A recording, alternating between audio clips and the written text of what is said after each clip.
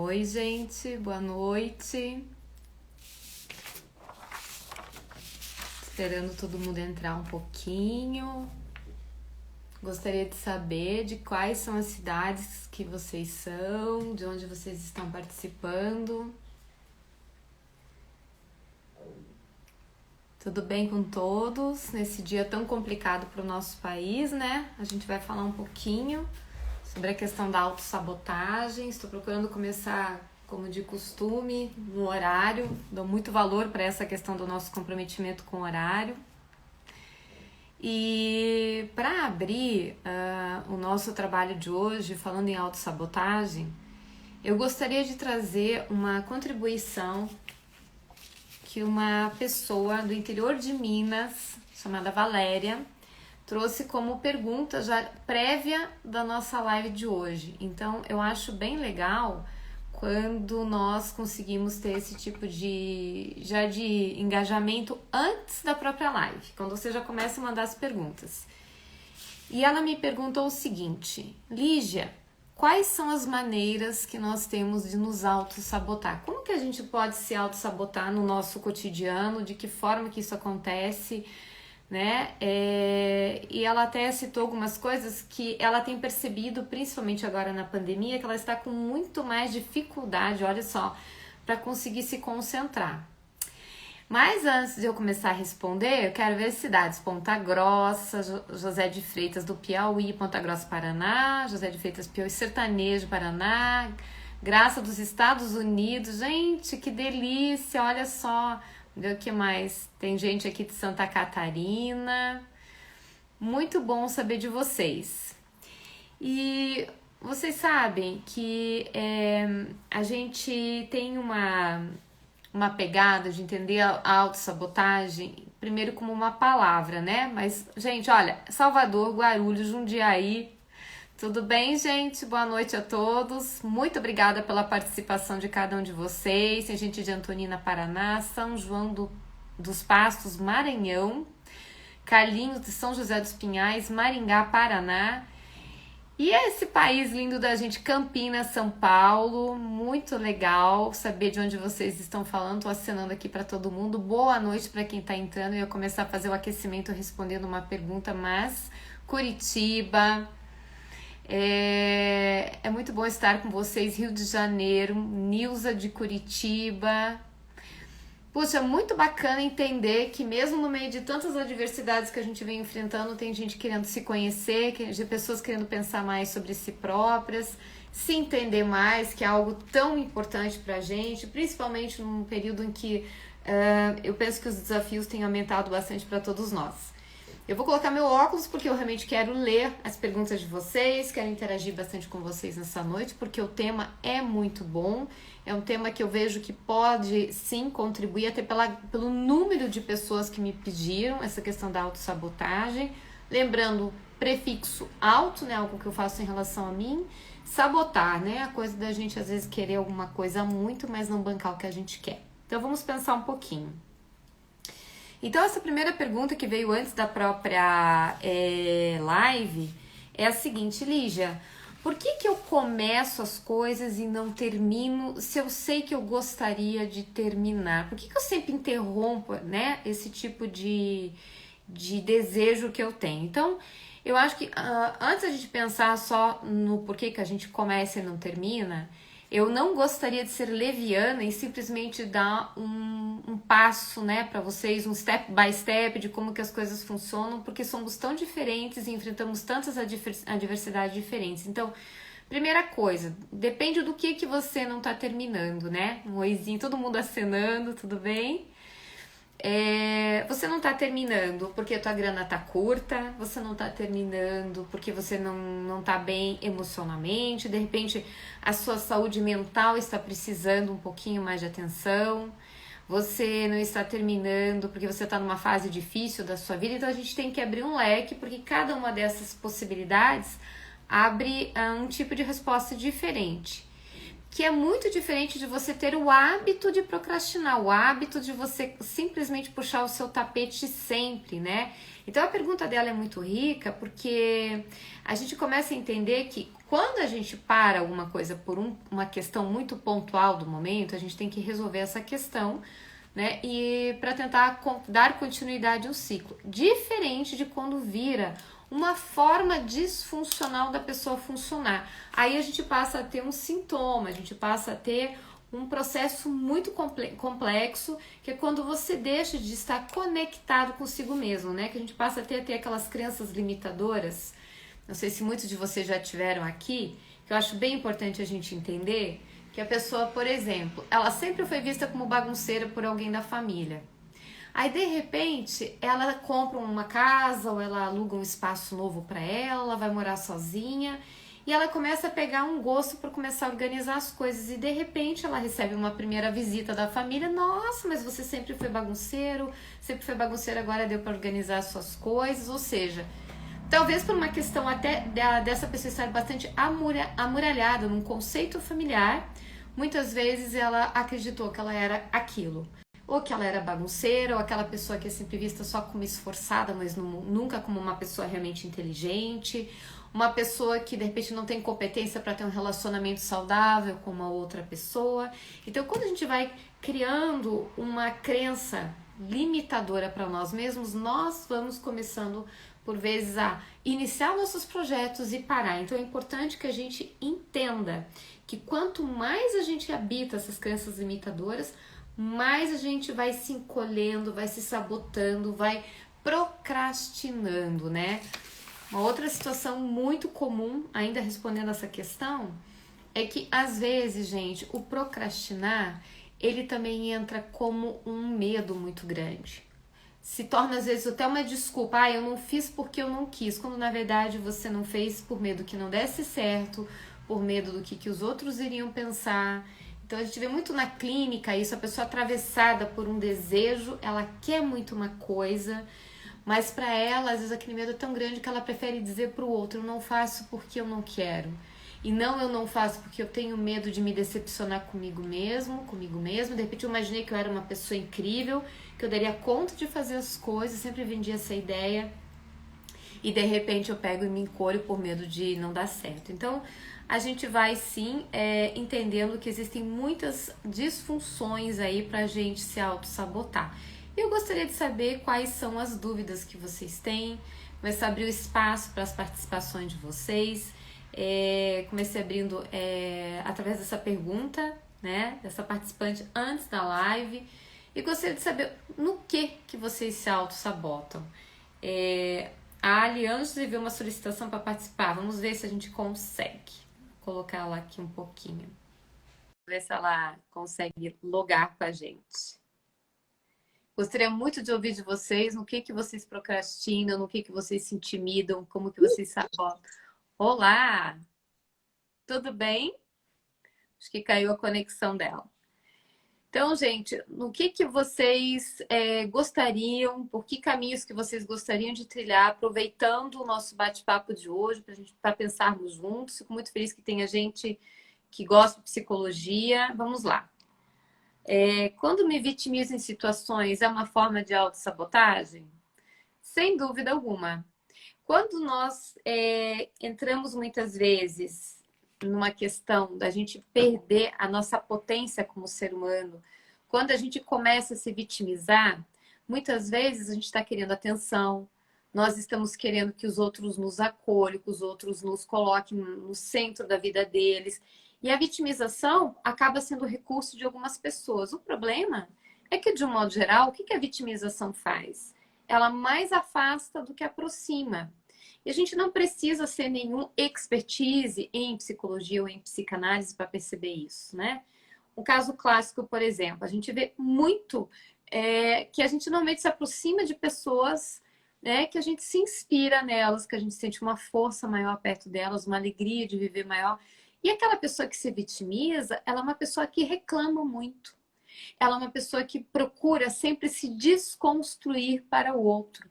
Eu só posso me vitimizar diante de alguma pessoa Se eu começo a colocar o meu valor abaixo das situações, como se eu não tivesse uma competência para assumir as minhas escolhas.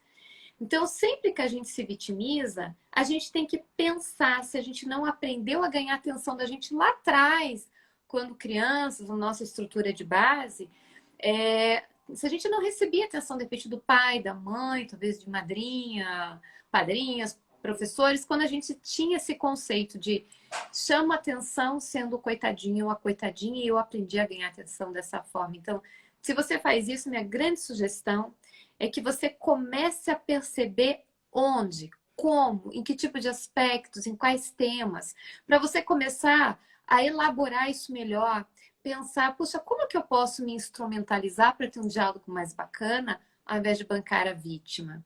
E também, aquele que se coloca como vítima, ele também não precisa muitas vezes fazer escolhas que nem sempre são fáceis, né, gente? Porque nós nos colocarmos como pessoas realmente que realizam escolhas, que têm uma opinião muitas vezes oposta àquela que as pessoas que convivem conosco gostariam, isso também é muito difícil, né? Então, tudo isso muitas vezes nos faz com que a gente se encolha, fique muito mais no papel de vítima do que de protagonista. Isso gera um absurdo de frustrações, seja com nós mesmos, com os outros. E o complicado é que esse giro começa a ficar repetitivo. Quanto mais eu me vitimizo, mais difícil fica para eu sair do ciclo. Então é importante combater isso, tá bom? Vamos lá. Vamos ver que tipo de outra pergunta. Vamos ver outras perguntas que estão chegando, que é muito gostoso de pensar, né? Nos pensarmos juntos. Valquíria Guimarães coloca: eu procrastino os estudos e não consigo sustentar o sucesso. Valquíria, veja bem, quando a gente começa muitas vezes a fechar um ciclo para a gente, talvez a gente tenha dado aquele start inicial achando que a gente merecia. Mas perceba se você de repente não está se comparando com os outros, ou se você não está assim achando que talvez você não está preparada para o estudo. E, gente, quando a gente se sente não preparado para algo, muitas vezes a gente desiste. E é aí que a gente tem que firmar mais o passo, porque se eu não estou preparada, eu tenho que me instrumentalizar, porque nada vem de graça, né? Corpinho não vem de graça, intelecto não vem de graça, relacionamento não vem de graça. Viver não é gratuito. A gente tem que estar sempre se aprimorando de alguma forma, seja no trabalho, seja nas relações, seja na nossa comunicação. Isso que a gente está fazendo hoje, pensar em autossabotagem, é uma forma de autoaprimoramento. Então, Valquíria, minha sugestão é: eleja os pontos frágeis que você tem nos teus estudos, peça ajuda para quem você possa, se inspire em quem faz com que você tenha vontade de se superar, mas muito cuidado para você não começar o seu projeto e se colocar no final da fila. A gente tem que se tratar como prioridade. E uma outra coisa, gente, que muitas vezes sabota o nosso processo de sermos árduos e persistentes nos nossos projetos, e que muitas vezes a gente vem de uma família em que o complexo de Marte é algo muito valorizado. Eu tenho que me sacrificar muito para ter as coisas. Já ouviram essas frases? Para mim, nada nunca foi fácil. Foi tudo muito difícil, foi sempre tudo muito ralado. E daí você vai crescendo naquele circuito e você às vezes acaba acreditando que como assim eu estou estudando? Como assim eu passei no vestibular? Como assim eu consegui uma vaga de trabalho se eu aprendi que tem que ser sempre tudo muito difícil e parece que eu nem fiz tanto esforço? Então, a autossabotagem entra num processo de um lugar que eu estou ocupando e que talvez por mais que eu tenha até ralado para estar ali, eu começo a acreditar que ele não me pertence. E é aí que entra o nosso grande trabalho psíquico, da gente estruturar uma forma da gente perceber as nossas vulnerabilidades e correr atrás de quem possa nos ajudar. Vamos lá. Vamos ver que tem, pelo jeito, está chegando bastante pergunta aqui. Vamos ver quem que tá perguntando. Nossa, gente, quanta pergunta. Que gostoso que vocês estão perguntando bastante. A Carla está perguntando: boa noite, como saber se é a hora certa de deixar alguém fazer parte da sua vida emocional, afetiva em tempos de pandemia? Penso que a forma que essa pessoa trata quem está à volta, a consciência que as pessoas têm, o jeito que ela trata a família, o jeito que ela está responsável diante da pandemia, se ela está usando máscara, se ela está cuidando dos familiares, porque isso tudo vai contar um pouquinho sobre como ela também irá interagir com você. sobre como essa pessoa também vai ou não te tratar, te levar a sério, ter talvez até uma perspectiva de compromisso com a tua jornada também. Vamos lá, gente, para a gente aproveitar. Muito bom saber dessas dúvidas de vocês todos, né? Que legal. Vamos lá. A Maria Cristina está perguntando se o vitimismo pode acontecer de uma forma inconsciente. Pode sim. E uma maneira muito interessante para você trazer ele para sua consciência é você perceber se você escuta muito das pessoas que você faz o papel de vítima, que às vezes as pessoas estão falando as coisas para a gente, nós não damos conta de ouvir e a gente finge que não é com a gente. É uma forma de procrastinação emocional, não quero ouvir, não quero lidar com isso, eu me eximo da minha responsabilidade. E também se você começa a perceber que tudo que você começa, realmente você não termina, tudo demora muito mais do que para a maioria das pessoas. Ou se você tem muito mais desculpas do que atitudes. Eu penso que quando a gente começa a dar muitas desculpas para fazer as coisas, para não fazer as coisas, é um sinal que a gente talvez tenha que parar com isso e entender o que a gente precisa fazer. A concentração também para as tarefas, se você não tem ela, também pode ser uma forma de procrastinação. Um exemplo, sabe aquele papo assim? Ah, eu me interesso por tudo, tudo me fascina. Quando eu entro no perfil que uma pessoa escreve, ai, tudo me interessa, gosto de tudo, eu penso, problema de procrastinação encontrado. A gente vai ter muitos interesses, mas se a gente não conseguir, gente, dar foco para as coisas que a gente deseja, nada acontece. E você quer um exemplo muito basal? O que você faz no dia a dia? Começa com a sua mesa, você começa com a sua mesa de trabalho. Começa organizando ela de manhã, começa vendo o seu checklist do dia anterior, veja o que faltou, divida realmente as suas necessidades como prioridades, coisas que você pode deixar um pouquinho para depois, mas faça. Essa questão é também de muito da gente se educar no nosso cotidiano. Pode parecer simples, mas não é. Se fosse tão simples, nós não teríamos tantos procrastinadores no planeta, tantas pessoas insatisfeitas, tantas pessoas com crise de angústia, com depressão, com autodepreciação, detestando ser quem são. Você sabe que isso tem uma conotação íntima com a autoestima, né? Quanto mais eu realizo o meu trabalho com afinco, quanto mais eu realizo as coisas com comprometimento, quanto menos eu fujo de mim mesma, quanto menos eu deixo a minha própria vida para lá, melhor é esse eixo que eu tenho, né? Pior é esse eixo que se eu fico postergando as minhas coisas, eu não vou ter um eixo positivo. Mas quanto mais eu me entrego para mim, não é egoísmo, gente. Quanto mais eu tenho esse compromisso diário comigo, mais força interior eu tenho. E isso é interessante porque acaba sendo um mecanismo de retroalimentação. Assim como o procrastinador começa a deixar uma coisa, duas coisas, três coisas para amanhã, a pessoa que começa a ter o seu trabalho, sua vida, o seu amor próprio levado a sério, ela também vai num processo de autoconstrução. Porque às vezes coisas que aparentava que ela não queria dar conta, por menores que fossem, ela começa a perceber que sim, que se ela se levar um pouquinho mais a sério, né, se ela insistir um pouco mais, se ela estudar um pouco mais, se ela de repente querer se descobrir um pouco mais, ela é capaz. Ninguém, gente, é incapaz. O que a gente pode ter são algumas limitações que vale a pena o investimento. Bom, boa noite para todo mundo que ainda está entrando. Vamos ver as outras perguntinhas. O que a gente tem?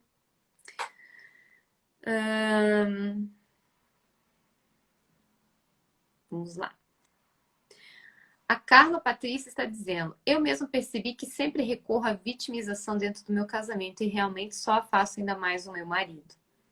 Exatamente, porque se você estabelece um diálogo firme da sua posição com o outro vai entender que ele precisa te respeitar. Mas quando você se vitimiza, o outro vai entender que você, no fundo, não tem uma força a ponto de se colocar na relação. E por que ele vai te conquistar? Por que ele vai querer ter você ao lado? Por que ele vai fazer questão da sua presença se tudo que você quer é sempre agradá-lo? Você não o desafia, você de repente não se coloca na relação, você na verdade, muito mais sombra do que luz. E nós temos essa luz interior. Então, quando você começa a ter esse trabalho de, muitas vezes, não ser a pessoa que o outro quer que você seja, porque dá um trabalho danado, a gente pode acreditar, você vai ter que bancar o desconforto do outro, muitas vezes querer te dar um gelo, não querer estar ao seu lado, te sabotar na relação. Não é simples, gente, tem que batalhar aí. A Mari MV Vasconcelos. Me saboto no trabalho, quando recebo maior autonomia e liderança, me sinto incapaz de dar conta. Mas percebo que as pessoas veem capacidade em mim. Isso é muito doido. Doido mesmo. E é tão doido que eu já atendi pacientes que justamente no maior momento de sucesso profissional, no maior momento de engajamento, que a equipe às vezes está ali super curtindo o trabalho da pessoa, ela arranja um mestrado para fazer fora, ela pede demissão porque ela teve alguma crise. Então, vale a pena esse processo de autoconhecimento, porque muitas vezes é muito mais o medo de você ser uma farsa, de você não ser tudo aquilo que os outros esperam que você seja. É muito mais medo de decepcionar o outro. É muito mais medo de repente, você acreditar que o outro esteja enxergando algo que nem você sente que tem, como assim? Que maluco? O que essas pessoas estão vendo em mim de tão incrível se eu mesma não consigo ver isso tudo? Poxa, se os outros estão vendo, perceba, analise. Será que não é momento de você buscar uma terapia, buscar se entender? Será que não é momento de você pegar e bater um papo com o seu chefe, ver o que ele percebe em você, para você tentar alinhar ali o que ele vê, o que você não vê? O fato é que se tem alguém vendo um poder na gente e a gente não está vendo, o problema não está no outro, né? Então, quem sabe seja um momento muito legal de você procurar entender o que as pessoas enxergam em você e perceber se isso já não vem de longa data, se é o primeiro momento agora no seu trabalho que você está se sabotando, ou se você sempre teve, né, realmente dificuldades para receber elogios, se você sempre teve dificuldade de fato em conseguir se expor justamente no melhor momento da sua vida, ou se você é uma pessoa que você gosta da batalha, da luta, mas não sabe celebrar o troféu. A gente tem que estar de olho nisso. Olha só, vamos lá. Oi, Ângela, que saudade de você, que delícia te ver aqui, minha querida, tudo bem? Sim, o Cleidione, se conhecer ajuda muito a gente ter, eu diria assim, até mais que autocontrole, é a gente não ser manipulado. Quanto mais eu me levo a sério, quanto mais eu embaso as minhas opiniões, quanto mais eu estruturo meu raciocínio, quanto mais eu me disponibilizo para aprender o novo, quanto menos fechadinha no meu quadrado eu fico, e veja, eu não estou falando de ficar com pessoas que pensam igual, mas justamente poder pensar diferente com as minhas crenças e estar, inclusive, disponível para, quem sabe, até mudar algumas delas. É uma comunicação muito inteligente. Quando a gente vai para um bate-papo para agregar, para aprender, para levar, para trazer, a gente não se encolhe. Quando que a gente se encolhe? Quando a gente quer criar uma imagem e quer ficar com aquela imagem fixada ali, quer que as pessoas nos admirem, que as pessoas nos olhem de um determinado jeito que a gente quer. E quer que eu conte um negócio para vocês? Quando a gente relaxa e leva, a gente simplesmente se leva para os lugares com os conteúdos que a gente tem, gente, por vezes é cada susto. Como eu vejo o psicanalizando às vezes falando assim, nossa, eu tinha tanto medo de me expor. Eu comecei a falar mais, a opinar mais, a perguntar mais, a ter mais coragem de falar das minhas dúvidas, mais coragem de falar do que não deu certo na minha vida. Quer ver uma coisa gostosa? Ninguém compra livros normalmente para ver aquela vidinha morna que deu tudo certo, começo, meio e fim. Mas como a gente gosta de uma vida em que a pessoa se superou? E o que isso traz para nós? Traz a nossa possibilidade de entender que somos tão vulneráveis quanto aquele que deu certo. E é legal ler um livro para a gente também dar super certo com uma outra pessoa? Não necessariamente. Talvez o legal de ler um livro é a gente entender que todo mundo tem bastidores. Todo mundo tem problemas. E que esses pequenos recortes que a gente vê no dia a dia no Instagram, nas redes sociais, de uma felicidade nem sempre tão feliz, de uma vida plena, são exatamente isso, são recortes. Não quer dizer que a pessoa está ali mentindo, que ela está fazendo exercício, que ela está feliz naquele momento, mas aquilo ali é um recortezinho, né? Agora, por exemplo, a gente está aqui no maior bate-papo, pensando juntos e tudo mais. Isso aqui é um recorte da nossa vida.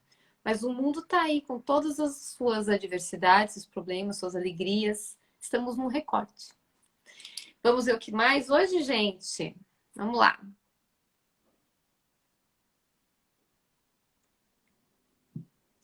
Oi, Osmaí. Super legal essa sua pergunta. O que fazer com o estresse pandêmico? Olha, eu diria que a gente tem que cuidar muito, porque tem sido até algumas pesquisas que nós teremos aí no pós-pandemia, e eu não diria que vai ser no pós, eu diria que a gente já está vivendo esse transtorno aí pós-traumático, né? A gente achou que teria um 2021 diferente, mas a gente está vivendo um drama. Eu diria para a gente cuidar, não ficar usando toda a energia para ver jornal, filtrar um pouco as notícias, aprender coisas novas, tem muita coisa legal para a gente aprender online. Eu penso que eu mesma estou me disponibilizando a estar com pessoas que eu nunca imaginei que eu estaria, aprendendo coisas que eu nunca imaginei que eu aprenderia. Então a gente vai tendo uma nutrição emocional, uma nutrição intelectual, porque quanto mais tempo a gente fica exposto ao estresse, mais ele se agrava, mais ele cria sintomas. Então tudo isso faz com que a gente tenha que ter outras interfaces de alimentação emocional, de informação e de conhecimento. Se a gente ficar muito fixado nisso, a gente adoece. E daí a autossabotagem acontece não porque a gente queira, mas por falta de energia. Vamos lá. A Valquíria diz que se autossabota se contentando com pouco. Veja, vamos pensar um pouquinho melhor o que significa isso? O que é pensar que a gente se contenta com pouco? O que é pouco? Primeiro, você tem que cuidar muito, gente. Isso quando eu falo você, eu falo todo mundo. A gente tem que cuidar muito com o que é muito, o que é pouco, o que é muito para o outro, o que é muito para mim. De repente, eu vivo super bem na minha casa 30 anos e o outro precisa trocar de casa a cada 4. Se a gente comparar pesos e medidas muito diferentes, né? Se a gente pensar que uma pessoa que estudou, de repente, com muita dificuldade lá no começo da sua vida, que ele se comparar a alguém que teve, né, um berço assim muito mais privilegiado, a gente vai estar talvez olhando para muito e para pouco de uma perspectiva que não é coerente, não é real. Então, tome muito cuidado. O que é pouco? Será que o pouco de cada dia não é uma conquista muito importante? Ou será que realmente nós estamos numa sociedade que estamos vendendo todo o tempo que a gente tem que ter muito, conquistar muito, ter coisas incríveis para divulgar o tempo todo? Estar entre uma roda de amigos, entre família, ou estar simplesmente na companhia de pessoas que a gente ama já, será que hoje já não é muito? Então, vamos pensar um pouquinho nessa questão de como que a gente poderia pensar, né, nesse começo assim de quebra desse ciclo. Então, o primeiro grande convite que eu gostaria de fazer para vocês é vocês olharem um pouquinho para a estrutura familiar de vocês. Em que momento que vocês perceberam que vocês percebem que vocês eram mais valorizados? Como que era esse ciclo de ganhar a atenção dos pais, dos irmãos, dos tios? Você era reconhecido nas coisas que você conquistava? Ou aquilo era só uma obrigação dentro da sua estrutura familiar? Quando você conquistava, você queria estar sempre ganhando muitos aplausos e tudo mais, tinha isso, e você se viciou nisso. Hoje você tem que estar aí ganhando milhares de aplausos de todo mundo quando você faz as coisas, senão você se frustra. E se você percebe que isso não acontece, você desiste e se auto-sabota. Você tem uma família que sempre teve que, como eu coloquei, ser muito mártir, e você também se coloca nessa posição de vítima, de acreditar que aquilo não é para você. Então, olhar para a estrutura familiar é o primeiro grande passo para a gente entender como que as nossas raízes se construíram. Depois, o segundo grande passo é a gente entender o que nós queremos fora dessa estrutura familiar, né? Um exemplo, às vezes uma família tem muitos profissionais de uma mesma área, a família fica esperando para que o jovem venha fazer o vestibular daquela área, que ele venha trabalhar no escritório da família, ou uma família tem uma ideia que todo mundo tem que casar até uma determinada idade, tem que ter filhos até não sei quantos anos. Então, todas essas expectativas, às vezes, quando recorrem, caem sobre a gente começa a querer viver a vida que os outros querem e a gente acaba esquecendo o que a gente quer. E daí nós vamos nos frustrando, porque daí a gente se frustra porque não faz o que deseja, e se frustra porque vê o que o outro também está frustrado, porque a gente não correspondeu às expectativas dele. Então, entender a dinâmica familiar, como que ela foi estruturada e depois como eu quero me comportar fora dessa dinâmica. O que foi para mim, o que foi bom, até que ponto que essa dinâmica familiar me ajudou. Mas a partir do momento que essa dinâmica não supre mais o que eu quero buscar, né? O que eu pretendo fazer a partir daquilo que me deram? Foco também, por incrível que pareça, né? Parece óbvio, mas a maioria das pessoas não consegue, né? A velha história, é muito mais fácil chegar no topo do que permanecer lá. Então, quantas vezes a gente vai fazendo isso? A gente começa com fogo de palha, põe post-it pelo quarto todo, tem projeto, tô super empolgada, compra caderno novo, não sei o quê, de repente não vai, não estuda, não lê, não se dedica. Então, a gente tem que cuidar muito com esse danadinho aqui do celular, porque ele rouba muito tempo. Então, de repente, você realmente entender o que rouba a sua energia, o seu tempo.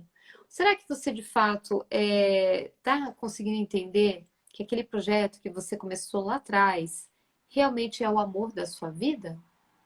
Porque a gente tem que ter essa transa com as coisas também. A gente tem que se relacionar com as coisas como quando você se relaciona com um namorado, com uma paixão, com uma pessoa importante. Você também tem que encarar aquilo como algo que mereça dedicação da sua parte. Muita gente começa a namorar e acha que o amor dá conta de tudo e esquece que o amor precisa de atenção, precisa de dedicação. Gente, isso serve para tudo, para todos os tipos de amores, amor pelo estudo, pela profissão, amor por um projeto novo, né? É muito fácil começar. Mas será que é fácil a gente dar continuidade? O que diferencia as pessoas que conquistam o que querem? Então a gente tem que aprender, como a gente fala na psicanálise, a lidar com as nossas castrações. Nós temos que aprender a lidar com aquilo que a gente tem que abrir mão, né? Não dá pra gente ter tudo o tempo todo. Então, muitas vezes, quem se auto-sabota é a pessoa que não consegue lidar com o desprazer da castração. Puxa, vou ter que estudar sábado à noite. Nossa, vou ter que abrir mão de estar descansando. Ai, não quero ter nenhum tipo de perda, eu só quero ter tudo de maravilhoso o tempo todo. Óbvio que isso não vai dar certo, né? Vamos lá. Ai, gente, como é bom estar com vocês aqui, muito gostoso. Vamos ver o que mais. Bom, gente, deixa eu dizendo aqui, lascou, muito engraçado. Eu quero dizer para vocês que a gente está quase terminando a nossa live, né? Eu me propus a fazer meia hora com vocês. E gostaria de ver se vocês têm mais alguma pergunta para a gente estar concluindo o nosso encontro de hoje. E se vocês têm algum tema para o nosso próximo encontro, que eu ainda não sei em que horário que vai ser, nem que dia da semana que vai ser. Mas lembrando que quando você começa a postergar muito, isso é um sintoma de que algo não vai bem, tá? Postergar tudo o tempo todo adoece, sabota, rouba a vida, rouba a perspectiva, sequestra a autoestima, interrompe relacionamentos. Já repararam como a gente perde atenção, a gente perde a vontade de dar atenção, como a gente perde a admiração por pessoas que parece que nunca terminam o que fazem? E quando somos nós que fazemos isso, por que os outros vão ter que, de repente, destinar tanta atenção? Então, aqui só fazendo um ciclo de quem falou muito de vitimização, será que a pessoa que se vitimiza, no fundo, ela não está querendo justamente delegar ao outro responsabilidades que são dela? Isso não aparenta ser um pouco mais fácil do que a gente fazer as nossas escolhas e batalhar dia a dia por elas? Fica aqui uma pergunta, né? Com todo bom psicanalista de terminar as coisas com pergunta, para se pensar um pouco. Bom, queridos, eu quero agradecer a companhia de todos. Vou responder mais uma pergunta antes de encerrar. O que vem aqui? Tem muita gente me perguntando sobre relacionamentos com a mãe e dependência emocional. Então, veja, eu não conheço a mãe de vocês, não sei sobre que tipo de situação que vocês estão falando, né? Mas o que eu mais vejo muitas vezes na clínica é muita gente querendo se adaptar ao que a mãe quer. E eu penso que uma mãe legal é aquela justamente que encoraja o filho a ir em busca daquilo que ele deseja. Seja para quebrar a cara, seja para dar certo, né? A mãe mesmo é aquela que é muito motivadora no sentido do filho colocar o seu potencial no mundo, o pé na estrada e ao encontro dos seus desejos. Se vocês tiverem uma relação em que vocês tenham que estar cumprindo a vida de vocês de acordo seja com o que o pai quer ou com o que a mãe quer, talvez a gente esteja indo realmente muito mais numa relação de dependência do que de afeto. Não sei se eu respondi, porque eu não sei do que se tratam as mães. Mas só para a gente poder dar uma pensada mais funda aí nesse negócio aí chamado família, né? Quero muito dizer para vocês que... Gente, eu vou responder mais uma pergunta, porque isso aqui eu nunca tinha visto. O Michel falou: me separei porque eu sou ogro. O que eu faço? Michel, me fala um pouquinho o que significa ser ogro para você. Eu não tenho ideia. Vamos lá, quero saber um pouquinho. Conta pra gente. Mas queria dizer assim, que às vezes o que a gente entende por ogro, Michel, talvez seja uma super dificuldade de falar de si mesmo, talvez seja uma defesa, talvez seja uma dificuldade de você poder expor os seus sentimentos, né? Então pensa se você é ogro ou se você tem medo de se expor, falar das suas vulnerabilidades. Oi, João, obrigada por perguntar. Meus pais estão muito bem, ainda estão se recuperando um pouquinho do Covid, não é fácil, né? O Covid, infelizmente, ele tem esse poder de deixar as coisas aí, às vezes, um pouco complicadas no caminho, mas como os meus pais procuraram não se auto-sabotar, não ficaram como vítimas dessa doença, eu penso que isso ajudou muito. A cabeça tendo força faz com que a gente também tenha mais condições de, pelo menos, tentar lutar mais, né? Apesar do Covid ser uma coisa muito trágica para todos nós, tá bom? Respondendo a Terezinha, sim, eu vou deixar gravado, depois vou colocar no meu canal do YouTube, tá bom? Para quem quiser assistir mais tarde, quiser rever. E espero que os nossos próximos temas vocês tragam tantas perguntas quanto hoje. Amei, amei, amei estar aqui com vocês. Sim, Dani, a cabeça comanda tudo. E a gente tem que acreditar que se a gente não estiver bem aqui, a gente tem que ver que isso aqui é a nossa maior bênção. Quando a gente está com equilíbrio, é muito mais fácil, inclusive, a gente lidar com a parte das doenças físicas, né? A questão psicossomática entra muito forte. Esse ano de pandemia eu tenho percebido isso de uma maneira muito mais agravada. Isso tem me trazido muita preocupação com todos. Então eu espero que vocês consigam, gente, ter um pouquinho de cuidado consigo mesmo, sejam generosos, não se cobrem tanto, leiam, assistam séries, filmes, batam papo. Penso que isso tudo é uma maneira muito gostosa da gente poder ver que a vida continua, apesar do caos que a gente está. Sandra, obrigada. Mando um beijão para as filhotas, um beijo enorme para você. Muito bom receber esse carinho. Quero agradecer a companhia de cada um de vocês. E em breve eu vou fazer mais uma chamada para um próximo encontro entre nós, tá? Muito obrigada, meus queridos. Uma honra merecer o tempo de vocês aqui nessa noite, tá bom? Espero que tenha contribuído de alguma forma para a vida de cada um de vocês e que vocês estejam saindo melhor do que chegaram. Até o próximo encontro.